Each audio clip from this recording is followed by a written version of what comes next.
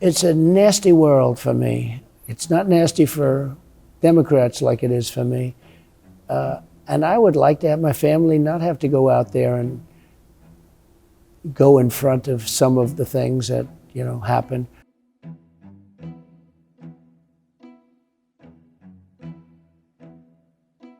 Well, thank you, Mr. President, for sitting down with us in your home today. Thank you. We have a huge amount to get through, the campaign policy, but I think I want to start off by saying, well, we now know that Vice President Kamala Harris and Tim Walz are going to sit down for an interview with CNN tomorrow. What are you expecting from that? Well, I think it's crazy. She's gone months without talking to the press. She's not talking to anybody. She is copying, they would call it flip-flopping, on everything she's believed in for the last 20 years. She now says, well, she'll frack and, well, she'll do walls, but she doesn't mean it because she's a Marxist. I mean, she's absolutely a Marxist or beyond that. And nobody's ever seen anything quite like it. She's gone back on about 14 different policies all at once. Interestingly, a political historian I just left, we were talking about some things, and said, in history, on occasion, somebody will go back on one major policy and they'll change. She's gone back on every single thing she's ever said, which means that she's not going to do any of it. She's only doing it to get elected. And I think the public's not going to stand for that. Pennsylvania has to have fracking. She's never going to frack. She's going to have open borders. She's going to allow hundreds of millions of people into the country over a 4-year period. She'll have 100 million people coming in from prisons, from mental institutions. She doesn't believe in any of this stuff, which tells you from a character standpoint, it's terrible. I mean, she's so dishonest. She doesn't believe in any of it. She wants to have everybody having an electric car and no more gasoline propulsion, no more hybrids. Every single thing, the Green New Scam, she was absolutely one of the people that developed the Green New Scam.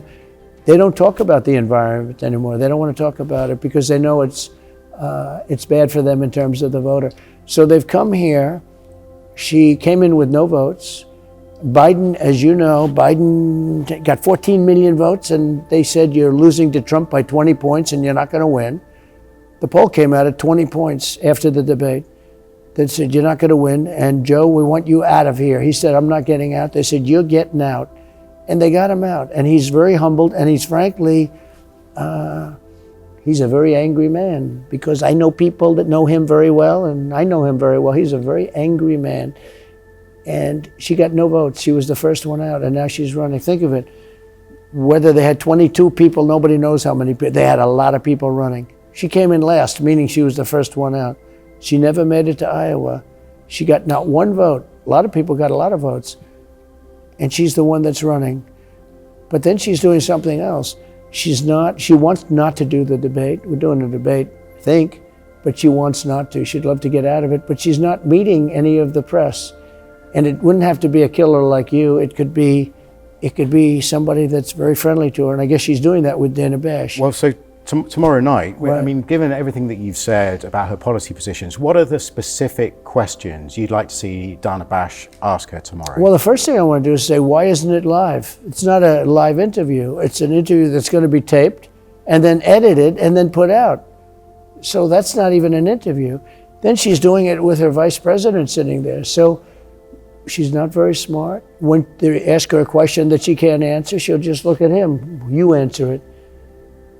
I can't imagine. Everyone's waiting for her to do an interview because she's been a very big failure in interviews before, as you know, a tremendous failure.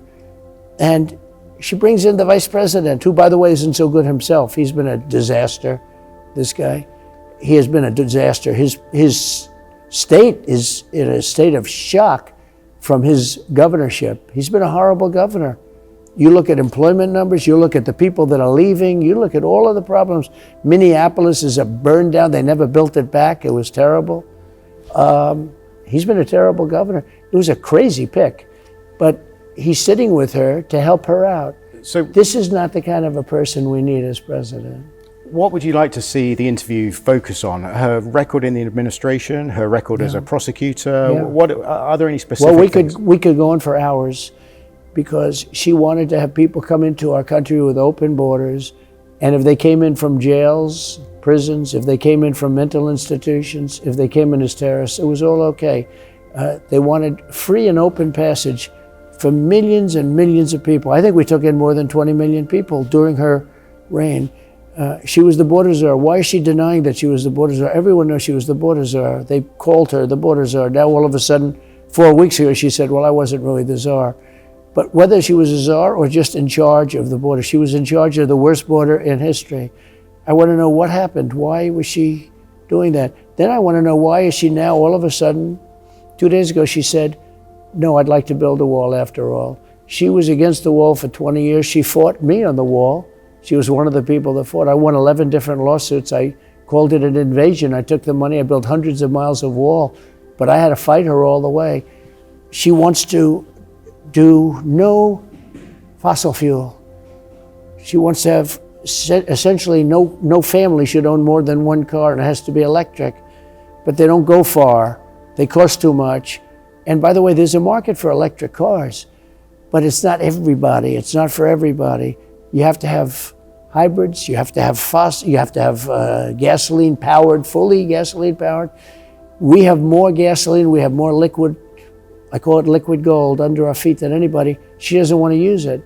But now she's switching all of this thing, every single policy she's switching. She wants to have borders now. She wants to cut back on taxes. She was going to tax us out of existence. She was going to set a policy of pricing that would have sent us into a depression of 1929. It's never worked. 121 different times people have tried it. Leaders have tried it. It's never worked. And she got us into that. Now she's pulled back on that. She's pulled back on 14 different points and more, I think, that for years she was saying, we want to do this, we want to do that, we want to do all these different things. And the Green New Scam, she doesn't even mention it anymore. She doesn't, all she says is we want to have clean air, water. Well, that's what I've been saying for 8 years. I want to have crystal clean water, I want to have clean air, and I want to have a great economy. I don't want to use the environment to stop our growth and our economy. All of a sudden, she's saying that too. So she's had but she doesn't believe it. She's had 3.5 years to do these things. Is that your point? That's what you want to see? Well, the thing is, and that's one of the points that I will make all the time. Do it. You can do it right now.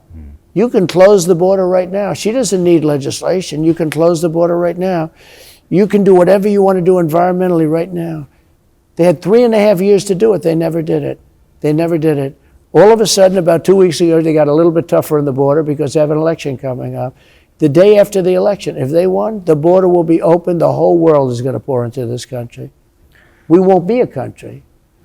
How do you feel more broadly about where you are with the campaign? Are you happy with where you are? It seems as if it's been a difficult month or so since Joe Biden dropped out. No, it's been a great month. I don't understand that question. Bobby Kennedy joined our campaign. Tulsi Gabbard joined. And again, RFK Jr., that's a big deal. He's a guy that really believes in a lot of core factors like health for children, health for women, health for everybody. He's a very important, it's turned out to be a very big deal.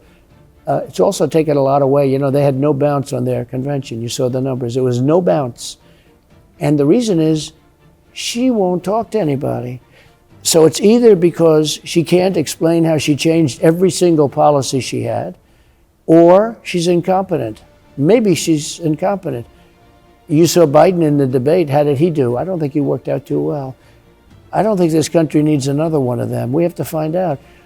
I'm talking to you, and I talk to the media randomly, at random.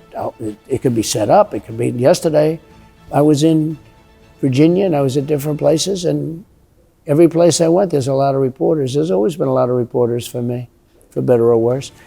And I take questions from them. They're news conferences or news conferences of sorts.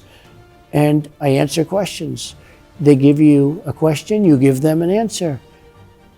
And as a president, you have to be able to do that. She's afraid to talk to the press. And in her case, it's a friendly press in some ways, but they're getting angry now because she won't talk to them. So we'll see how she does. But she shouldn't be doing a taped press conference with somebody sitting in the room that can answer the questions that she can't answer. You mentioned RFK Jr., Tulsi Gabbard. How are you going to put them to work in the campaign? We hear you're using Tulsi Gabbard as part of your debate prep. What about RFK Jr.? How do you... Well, the debate prep, debate prep is interesting. I've never been one that, and I don't say this in a bragging way, I've worked very hard, but I think I understand the country. I had the greatest economy in the history of this country. I had a great economy. We did great things. You wouldn't have had Russia going into Ukraine. You wouldn't have had the October 7th attack of Israel. You wouldn't have had inflation. You wouldn't have had that disaster in Afghanistan. Not the pulling out. We were pulling out, but we're going to keep Bagram, the big air base, because it's an hour away from where, as you know, where China makes its nuclear weapons. But you take a look at all of these things that we did, and when you contrast it with what Biden did, he's destroying this country. And so much so we could end up in World War III. Look, right now we don't have a president. She's out there trying to get out of talking to people. And he's in Delaware. He just came back from California from a vacation. He was supposed to go to the White House. He went to Delaware to take another vacation for a week. We don't have, and in the meantime, we have a war going on that's really bad in Ukraine. And we have another war going on with Israel, where they've got enemies coming from all different sides. And we have a guy, all he wants to do is sleep on the beach. I see a picture of him sleeping on the beach yesterday. This is not a great picture for an American president at this time. Just to go back, I was asking about RFK Jr. What particular role do you see for him during the campaign and maybe in the administration? Well, we haven't talked about it, but as you know, he's very big on health. He's very big on medical all things medicine. Not against everything, but he's against some things. I think he's going to play a role. I mean, I would like to. Well, I haven't even spoken to him about it. He endorsed me. He feels strongly about it. Tulsi endorsed me, and many other people have endorsed me, as you know. But I haven't really spoken about it. But he's a very good factor. Women love him. He's very much about health, but he's very much about women's health, and he'll play a role. I got along with him. I've had a good relationship with him for a long time. I think we'll have a very constructive relationship. And in terms of campaign personnel, something our readers really want to know is, are we going to be seeing more of Melania on the campaign trail? Melania is very much involved. She's just done a book. I think her book will do very well, and it's already doing well. And she really expresses her thoughts in the book, very open. She's a great person. She loves the country very much. She understands our country, and she's a very popular First Lady. She's very popular. You know, when I mention her in the speeches, you see what happens. They all go crazy, and they love her. But she loves our country, and she loves the people of our country. But she really is, she's very strong. She has tremendous feelings for the country, and she'll do whatever necessary. But my kids haven't been treated properly. She hasn't been treated properly. Look, she did a great job as First Lady. She did such a great job.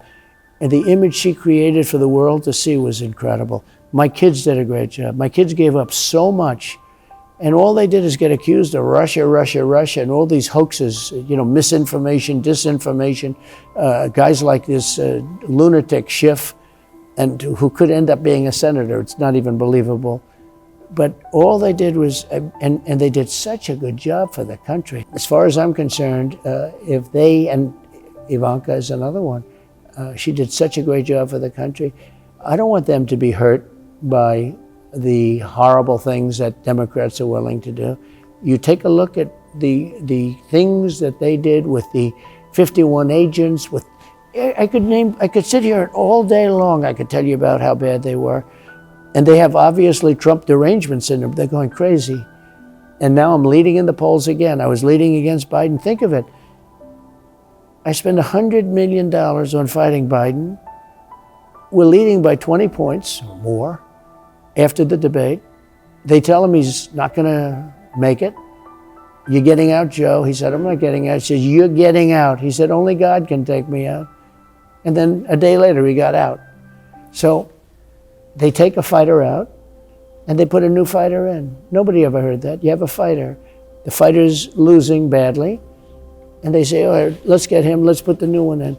The new one came in without any votes. You talk about a threat to democracy. That's a threat to democracy.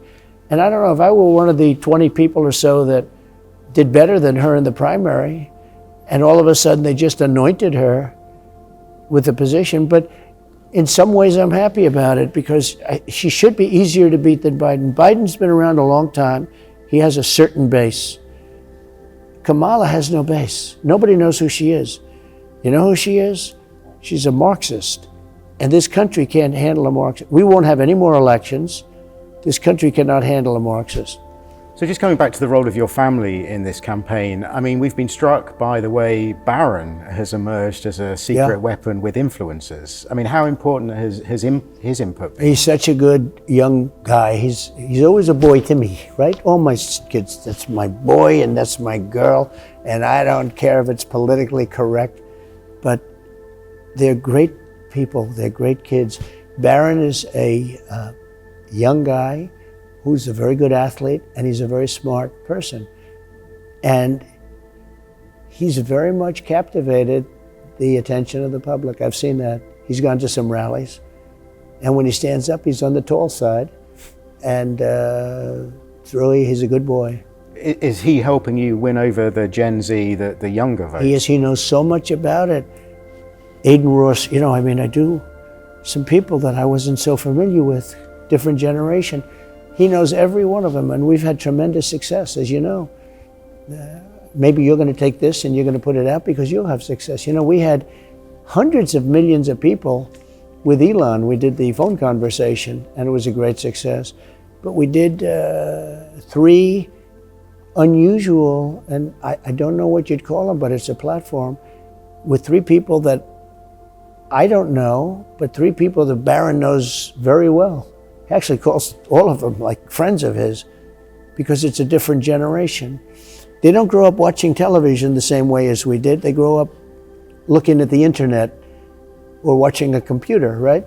But Barron knew him, and we've had tremendous success with all of that. And TikTok, we've dominated the other campaign. I'm dominating on TikTok. We have TikTok Jack working for us, right? Just started a while ago. And we have the biggest numbers, I think they said, in the history of TikTok. But just to show you how dishonest the other side is, they came out with phony numbers on jobs. 818,000 people, they said, had jobs, and it turned out to be a false number, fake. So they had to take it out. They wanted to take it out after the election. They didn't want anyone to find out about it. But somebody, a whistleblower or a leaker, leaked it, and 2 days ago, they had to take back 818. That's a lot. The job numbers are not good, especially when if you take a look at the jobs that we created all these jobs. They took a hiatus for the COVID, which is standard for a pandemic, and then they're called bounce back jobs. They bounce right back. We created so many jobs, but they lied to the American public about jobs. And just today, they were saying how well they were doing with social media. They're a tiny fraction of what I did.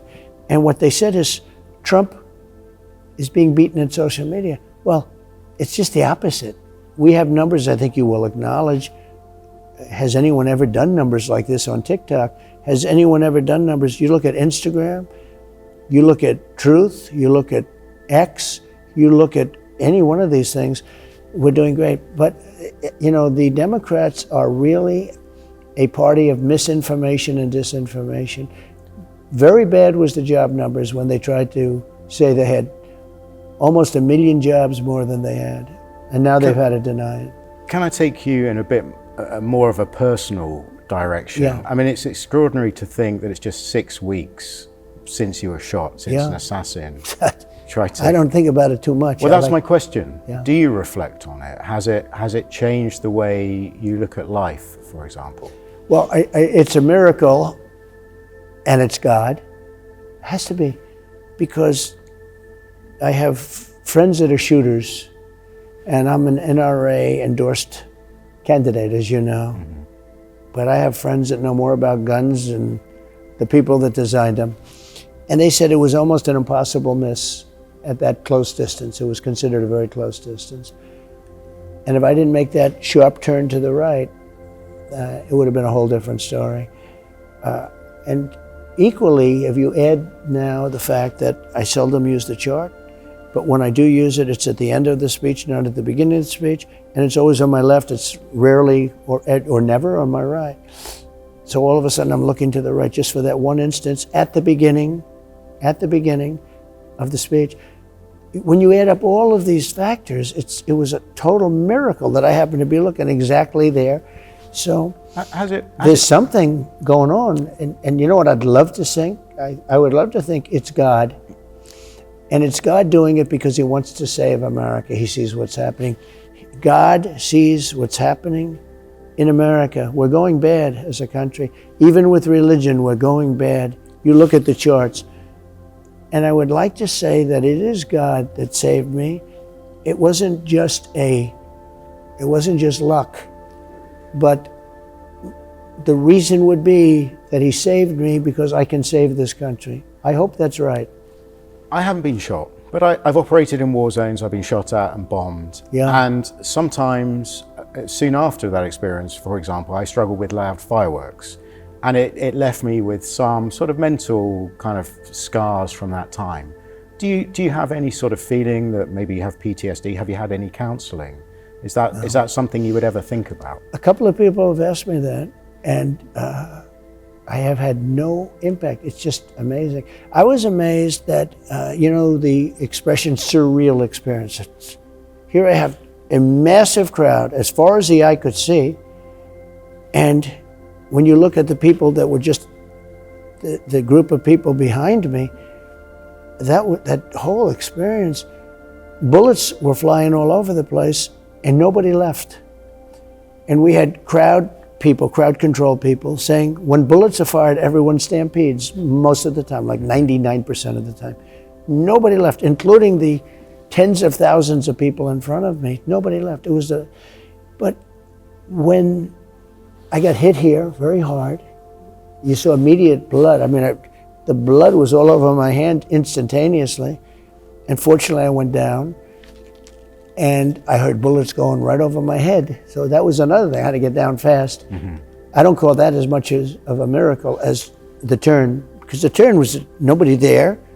Why am I turning? And if I didn't turn, you get hit. And to think that bad shooters would do it almost 100% of the time. I mean, it was just at a very close range. My son said, who's a great shooter, he said, it's the equivalent of sinking a 1-foot putt. So, pretty amazing. But I have not had any, I must tell you, I don't think about it a lot.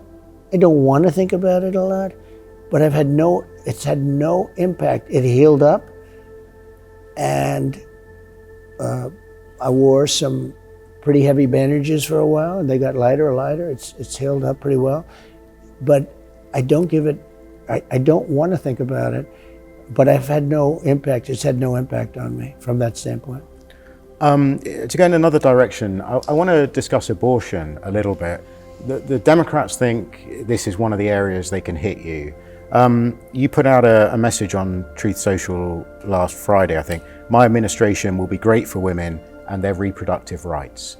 Could you unpack that for us? Yeah. In what way? Yeah. So IVF, fertilization, we're the leader in that, in the sense of we want women to be able to be taken care of by good doctors, good professionals. And it started really in Alabama when we had a very hostile ruling from a judge saying all IVF clinics have to be closed. And I had a very quick meeting with a lot of people, and we came out with a very strong statement in favor of fertilization, IVF. And I think we're more of a leader on that than the Democrats. As far as abortion is concerned, for 52 years, people have wanted to take Roe v. Wade out of the picture and bring it back to states. And I was able to do that. A lot of presidents have tried. Roe v. Wade, I'm not telling you any big secrets. People have been trying to end it, terminate it for years, and bring it back into the states where people can vote. Now, I happen to be like Ronald Reagan in favor of exceptions for rape, incest, and the life of the mother. And I think it's a very good thing. I think probably 85% of Republicans are there, probably maybe more Democrats. But I was able to take it out of the federal government. Now, Democrats at all levels, Democrats for 50 years were in favor of, they all wanted it out of the federal government because it shouldn't be in the federal government. So they wanted it out. Republicans wanted it out. Legal scholars wanted it out. But Republicans, Democrats, conservatives, liberals, everybody wanted Roe v. Wade out of the federal government and into the states where you could vote. And that's taking place now. And we're taking an issue that's been very divisive. I mean, you're asking about an issue that's been very, very divisive. And we're now voting in places like Ohio, where I must say the vote has been much more liberal than some people would have thought. Kansas, where it's conservative. I won both states by a lot. But the vote's been very, very liberal, relatively speaking. And other places. Now, in other places, some places it's been a little bit more conservative. But what's happening is states now are voting. The people are voting. You're going to vote in Florida later this year. I mean, have you made up your mind how you're going to vote in their Well, I do referendum? know, but I do want more than 6 weeks. I want more than 6 weeks. I think 6 weeks is a mistake.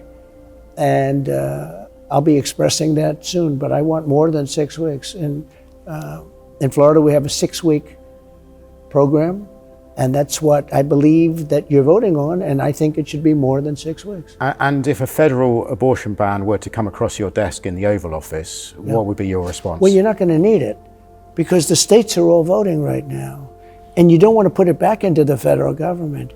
Again, for 52 years, the people wanted it out of the federal government. But you're not going to need to even answer that question. I don't mind answering that question, but there's no reason to, because the states are all voting. We have many states voting coming up, including Florida. And the states are all voting on this. But remember this, the Democrats have a problem because they're willing to do abortion, think of this, in the 9th month. And in some cases, even after birth, they're willing to kill the baby after birth. Those are very rare cases up to 9 months, and you yourself said there'd be they an have the right to exception do it. for the health of the mother, the life of the mother. Sure. So in those circumstances where the mother's life is in danger, surely that's acceptable right up to. Yeah, well, what we have is under what I'm saying. Yeah, that's an exception. We have for the life of the mother, rape and incest. Those are exceptions. Ronald Reagan agreed with that, and so do I. I mean, I've had that from the beginning. But the Democrats are willing to say that you can have an abortion in the 9th month and the 8th month and the 7th month. And people don't want that, number one. But they also, in some states, I believe it's 6, but in some states, they're able to kill the baby after birth. Now, who wants that? So they are actually the radical ones. So just to go back to the federal abortion ban, your running mate said that you would veto a federal abortion bill if it came across your desk. Is that Well, you right? don't need it. You won't need it, but hypothetically if it Well, did. I don't want to answer a hypothetical. You don't need it because the people are now voting in the states, which is where I don't think it should be in the federal government. No scholar, no legal scholar wanted it in. You know, if you go back 12 years, 15 years ago, everybody, Democrat, Republican, liberal, conservative, and all legal scholars wanted it out. They wanted Roe v. Wade out of the federal government. It didn't work in the federal government, and it didn't fit from a legal perspective. And we had justices of the Supreme Court who had great courage to do something, and that something was to end this nightmare that's been going on for 52 years. So you're not going to need to have it in the federal government. And I don't want it in the federal government, and nobody does. It shouldn't be there. States are now voting, and the votes are sometimes different than they thought. Ohio voted, and the people got what they wanted. A more liberal policy. Kansas, likewise, more liberal policy. Others will be perhaps different. But whatever the people want, that's what I'm for. I am for the vote of the people. We brought Roe v. Wade out I did something that people have been trying to do for 52 years. It should have never been there from a legal standpoint and from every other standpoint. And you're going to soon see that the states are voting as we speak. I mean, literally as we speak. Many states are going right now. You're never going to have it back in the federal government where it shouldn't be. We're out of time. I just want to fire one quick fire question at you. The federal department's, the Justice Department's ban on executions, is that a moratorium you would lift on day one? What's your position there? On executions of criminals? Federal executions. Currently, there's of course I would. I would have executions on major drug dealers. I would have perhaps the raping of a child, the killing of a police officer. No, I would have executions on the people that violently kill people. We have people coming into this country. I just left a number of them last week, as you saw, at the border, where their daughters were killed, their sons were killed by thugs and migrants coming into our country, and they viciously, I don't mean just, they were viciously and violently killed and stuffed into garbage cans. No, I would disagree with that. If you have a drug dealer that's killed hundreds of people, they kill hundreds of people. The average drug dealer kills 500 people during that person's lifetime. I would have no problem with that. If you're going to stop the drug epidemic, you're going to have a death penalty. We can have all the blue ribbon committees that we want. That's not going to stop it. So no, I totally disagree with that. Okay. I think also very important, police officers are being killed. Anybody that kills a police officer should go through the death penalty. Well, thank you very much. I appreciate your time.